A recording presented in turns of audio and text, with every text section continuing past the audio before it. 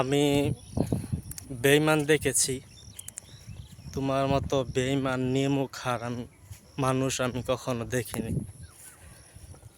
আমার সাথে বেঈমানি করেছো, সমস্যা নাই, করতে থাকো। আর এই বেঈমানির ফল একদিন তুমি অবশ্যই পাবে। আমি কোনো মেয়েকে নিয়ে বলছি না,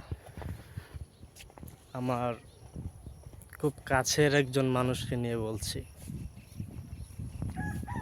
আমি কোনো ছ্যাঁকাকে এ কথাগুলো বলছি না। রক্তে মিশানো লেগে থাকা একটা মানুষের সাথে গল্প কাটিয়েছিলাম, সেই গল্প বলছি। আমি কখনো তাকে আঘাত করিনি, অথচ সে আমাকে নিজে আঘাত করেছে।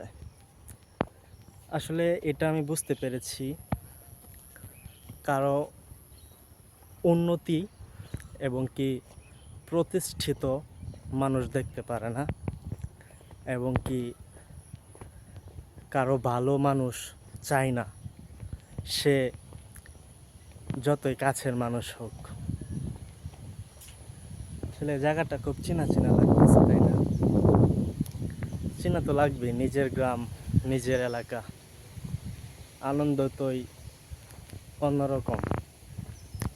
আর তার মাঝে বেঈমান মানুষের ভিড়ে ছিলাম, তার কাছ থেকে অনেক আঘাতই পেয়েছি, বলার মতো নাই। কথাগুলো আসলে বুক ফেটে এসে যা, কিন্তু বলতে পারি না। কোনো একদিন বলবো, সমস্যা নেই।